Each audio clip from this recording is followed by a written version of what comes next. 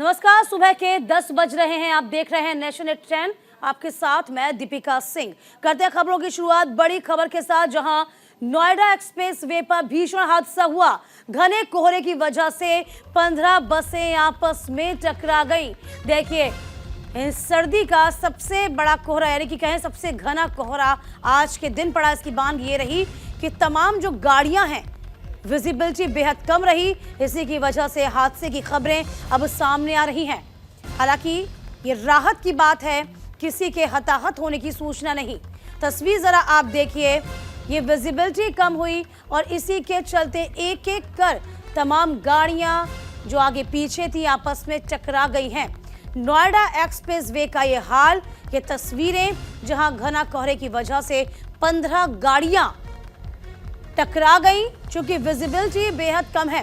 देखिए, news India सुबह से ही आपको खबर दिखा रहा है कि सर्दी तो बढ़ ही रही है, सर्दी का सितम तो बढ़ ही रहा है, लेकिन अब फॉग छा रहा है, घना कोहरा छा रहा है और इसके कहीं ना कहीं दुष्परिणाम भी सामने आ रहे हैं। देखिए, जैसे जैसे अब दिन बढ़ता जाएगा, कहाँ क्या क्या दुर्घटनाएं हुई हैं, घटनाएं घटी हैं, इसकी खबरें भी मिलेंगी। अभी आपको बता दें, क्योंकि विजिबिलिटी बेहद कम है और इसी के चलते घना कोहरा, घने कोहरे की वजह से ये हादसे की खबरें सामने हैं। देखिए, राहत की बात तो ये है कि अभी जो 15 गाड़ियां आपस में टकराई हैं, किसी के हताहत होने की यहाँ सूचना नहीं है। हालांकि गाड़ियां क्षतिग्रस्त हुई हैं, लेकिन कोई जनहानि नहीं हुई है, ये राहत की बात है।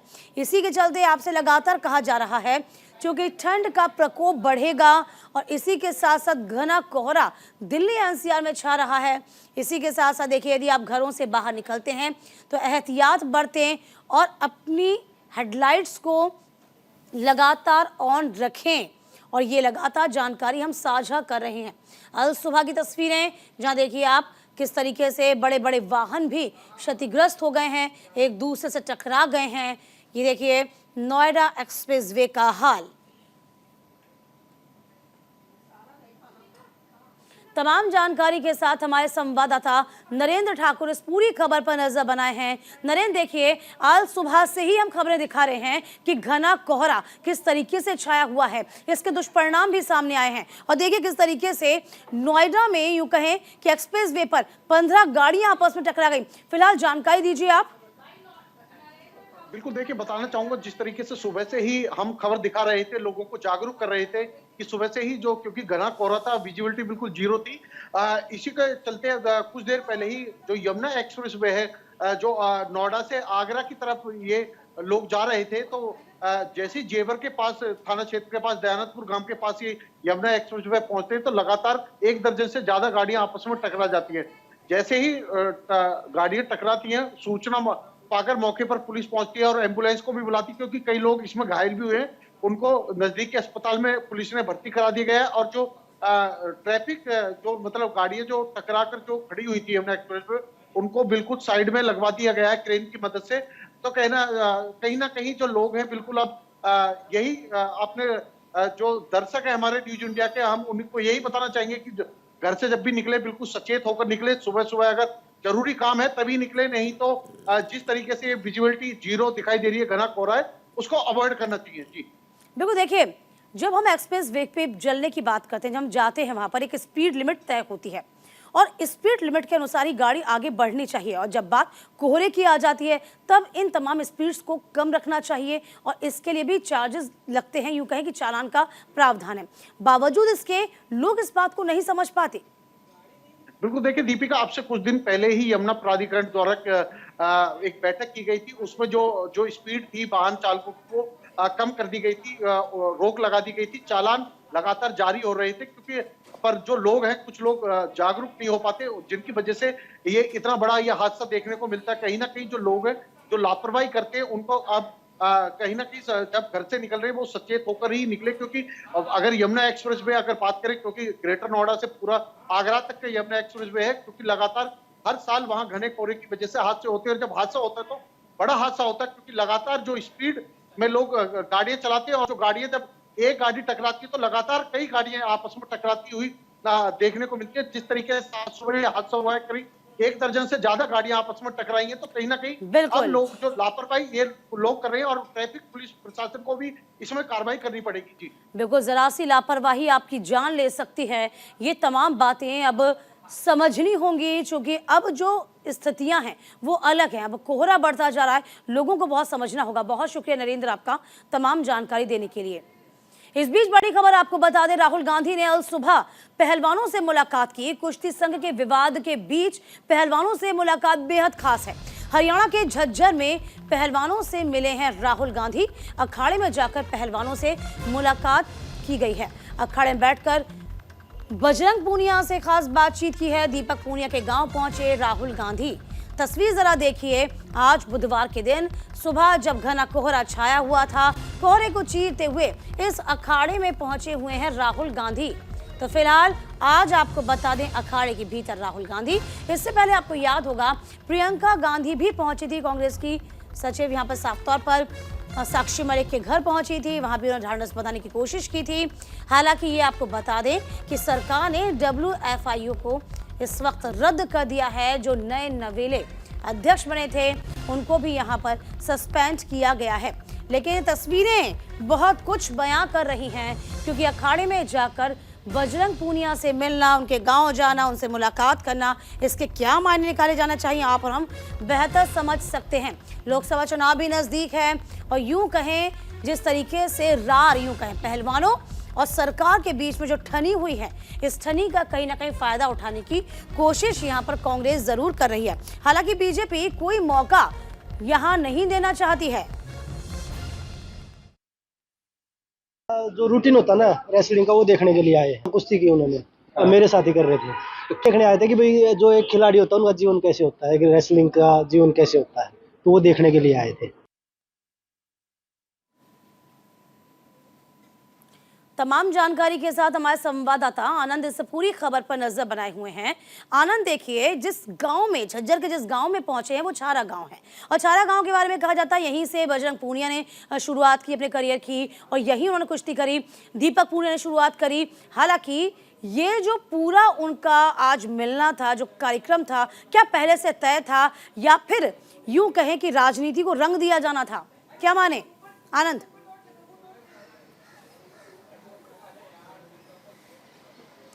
जी बिल्कुल, अगर बात करें राजनीति तो आप लगातार देखेंगे कि पहलवान और सरकार दोनों कई समय से आमने सामने चल रहे हैं, और यही कारण है कि कांग्रेस और तमाम उसके वो नेता कहीं ना कहीं इसको समर्थन दे रहे हैं।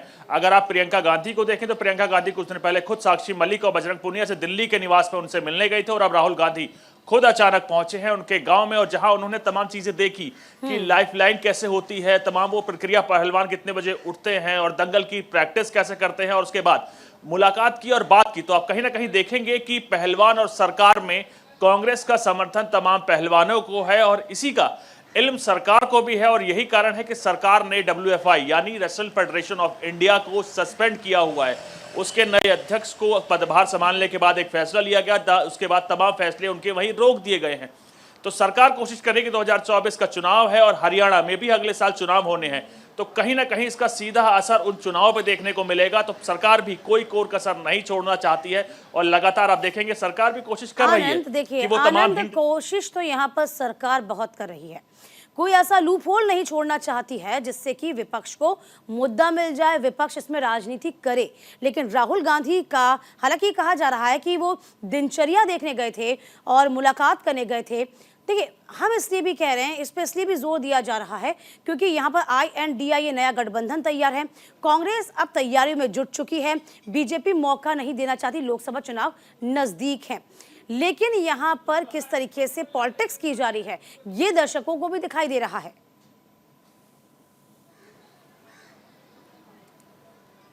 आनंद जी बिल्कुल, अगर बात करें, आप कहीं दिनचर्या देखने जाए, राजनीति में एक अंदाजा कहा जाता है, एक शब्द कहा जाता है कि इसमें कोई औपचारिक मुलाकात नहीं होती और कोई दिनचर्या देखने नहीं जाता। आप देखिए प्लेयर्स लगातार दोबारा जो अध्यक्ष चुना गया है, कहीं ना कहीं बृजभूषण शरण सिंह का करीबी है, और उसके बाद से ही वो नाराज चल रहे थे और साक्षी मलिक के लिए खुद संन्यास लेने तक की घोषणा कर दी थी।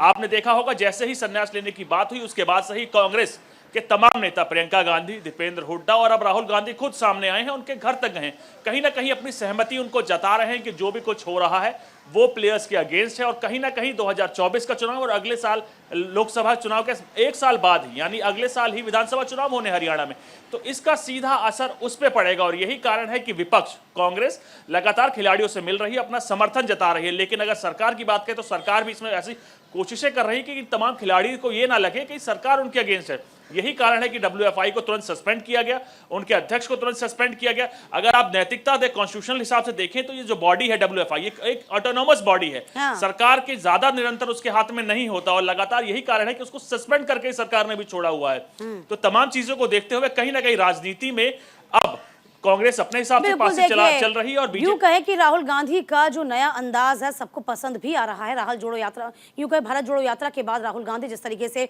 अब लगातार सुर्खियों में रहने की कोशिश कर रहे हैं, ये लाजमी भी बहुत जरूरी है भी है। चलिए, बहुत शुक्रिया आनंद आपका तमाम जानकारी देने के लिए।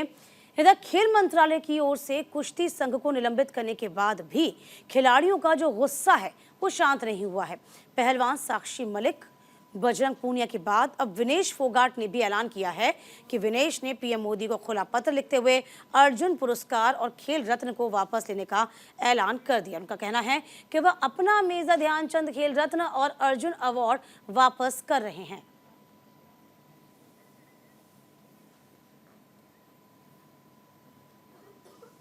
और जम्मू कश्मीर से इस वक्त की बड़ी खबर आपको बता दें, बारामूला हाईवे पर दिखाए संदिग्ध सामान, सुरक्षा बलों ने पूरे इलाके को घेर लिया। जांच पड़ताल में सेना के जवान जुटे हुए हैं। ये बड़ी खबर जम्मू कश्मीर से बारामूला हाईवे पर संदिग्ध सामान दिखाई दिया है। देखिए, लगातार आपको बता दें, घाटी में स्थिति थोड़ी तनावपूर्ण इसलिए भी है क्योंकि 1 साल के भीतर अलग ही रणनीति से आतंकवादी हमला कर रहे हैं। घात लगाकर हमला किया जा रहा है। और एक बार फिर से आपको बता दें कि महीना भर भी नहीं बीता था, 22 नवंबर को हमला किया गया था जब हमारे 5 सेना के जवान शहीद हुए थे। इसके अलावा इसके बाद हमला किया गया, 19 दिसंबर को हमला हुआ जब भी हमारे 5 जवान शहीद हुए। तो यहाँ पर रणनीति बनी हुई है, बदली हुई है। हालांकि लगातार सेना जो है सर्च अभियान चलाए हुए है, चप्पे चप्पे पर नजर रखी हुई है। इस बीच जो खबर वो ये कि बारामूला हाईवे पर संदिग्ध सामान बरामद किया गया है। हालांकि सुरक्षा बलों ने पूरे इलाके को घेर रखा है।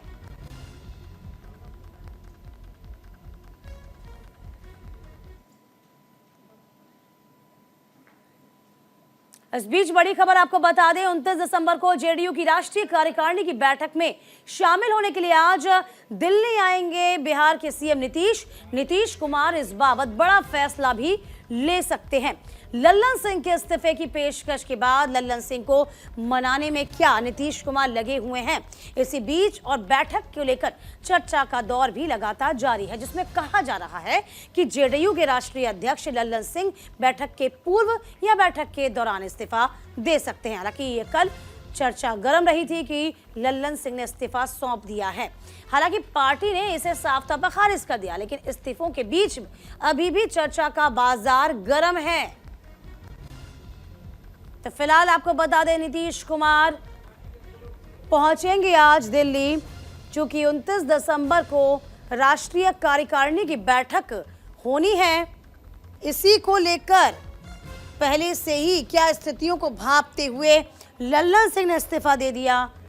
तमाम अटकलें क्या हैं, इस पे जल्द ही पर्दा उठ जाएगा। हालांकि रूठों को क्या मनाया जाएगा, क्या नीतीश खुद चाहते हैं कि लल्लन सिंह इस्तीफा दें या रोक रखा है, तमाम बातों पर जल्द ही खुलासा होगा। लेकिन कल का दिन बहुत खास रहा था जब खबर मीडिया में आई थी कि लल्लन सिंह ने अपने पद से इस्तीफे की पेशकश कर दी है। हालांकि अभी आधिकारिक तौर पर इसकी पुष्टि नहीं की गई है और न ही उनके इस्तीफे को स्वीकार किया गया है। लेकिन बड़ी खबर आपको बता रहे हैं कि नीतीश कुमार शामिल होंगे, आज पहुंचेंगे दिल्ली, बड़े फैसले भी ले सकते हैं। क्योंकि 29 दिसंबर को जनता दल यूनाइटेड की राष्ट्रीय कार्यकारिणी की बैठक होनी है।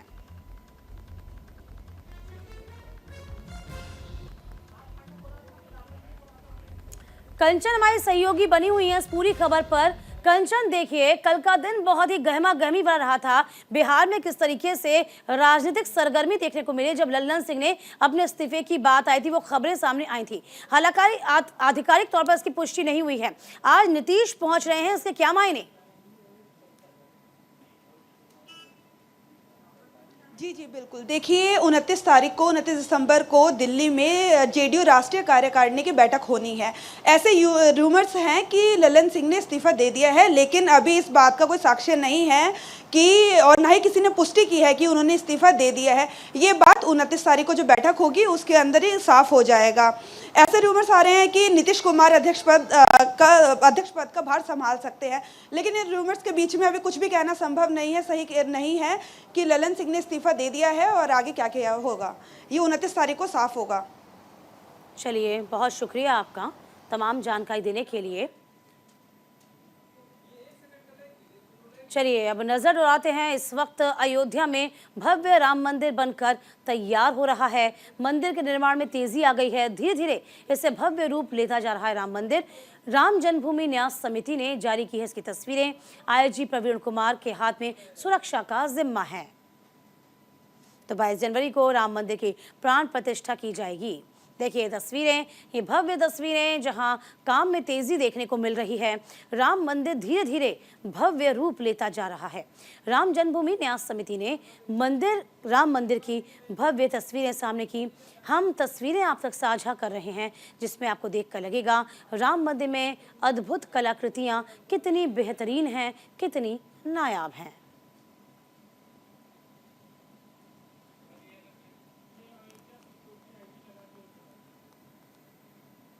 तो धीरे धीरे भव्य रूप लेता जा रहा राम मंदिर।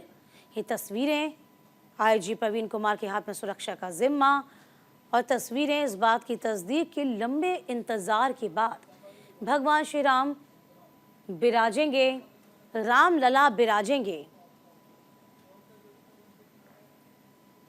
इधर राम मंदिर की सुरक्षा के लिए आईजी प्रवीण कुमार को सुरक्षा का हेड बनाया गया है, जो लगातार सुरक्षा का जायजा ले रहे हैं। अयोध्या की सुरक्षा के लिए जगह जगह सीसीटीवी लगाए गए हैं, ड्रोन तकनीक का इस्तेमाल किया गया है। इसी को लेकर हमारे सहयोगी ने आईजी प्रवीण कुमार से खास बातचीत भी की। 22 जनवरी का इंतजार है। 22 जनवरी यानी कि रामलला के टाट से ठाट वाला दिन, रामलला जब गर्भगृह में विराजमान हो जाएंगे वो दिन। लेकिन उस दिन को भव्य, दिव्य और नव बनाने के लिए जितनी मेहनत जा रही है, ग्राउंड जीरो पर जो हीरो काम कर रहे हैं उनसे भी आपको मिलाना जरूरी हो जाता है। सुरक्षा की जिम्मेदारी, जी हाँ, आप आ रहे हैं, पर्यटक आ रहे हैं, देशवासी आ रहे हैं जो कि रामलला के प्राण प्रतिष्ठित होने के साक्षी बनना चाहते हैं। लेकिन इस बीच कोई है जो आपकी सुरक्षा का बहुत ख्याल रख रहा है। वो जिम्मेदारी किन मजबूत कंधों पर है, उनसे मैं आपको मिलाने जा रही हूं। प्रवीण कुमार जी हैं, आईजी प्रवीण कुमार जी। सर, बहुत स्वागत है आपका न्यूज़ इंडिया पर। स्वागत के साथ सवाल ये, जिम्मेदारी बहुत बड़ी है, क्या मन में थोड़ा सा हेजिटेशन या फिर ये लग रहा है कि 22 जनवरी कितनी जल्दी निकल जाए?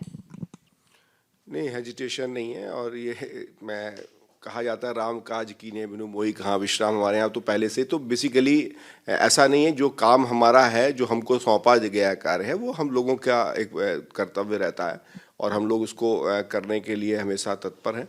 और जब पुलिस सर्विस में आए हैं तो हमारे को जो कर्तव्य हम पे आरोपित होंगे उस पर अपनी जो अधिकतम संभव क्षमता है उसका निदर्शन करना हमारा कार्य है। और जहाँ तक स्थानीय लोगों का सहयोग लेना और प्लस जो आपको कार्य करना है, अपने कार्य की व्यावसायिक दक्षता के साथ काम करने के लिए पूरी टीम के साथ हम लोग प्रतिबद्ध हैं और हम लोग कार्य कर रहे हैं। सर, अयोध्या का हम नव रूप देख रहे हैं और इस नव अयोध्या में सुरक्षा का भी नवीनीकरण हुआ है कहीं ना कहीं, क्योंकि माना जा रहा है कि अयोध्या को इस समय ज़्यादा से ज़्यादा सीसीटीवी कैमरों से लैस किया गया है। उसमें क्या आधुनिकीकरण देखने को मिल रहा है या क्या नवाचार है? 22 जनवरी के लिए क्या नवाचार है? देखिए, नवाचार आपके उस पर निर्भर करता है कि आप कैसे किसी चीज़ को देखते हैं।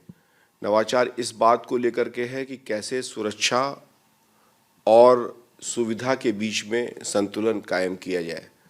जहाँ पर हमारे आम भक्त श्रद्धालु उत्साह के साथ आएं और उन्हें न्यूनतम असुविधा हो या अधिकतम हम उनको फैसिलिटेट कर सकें।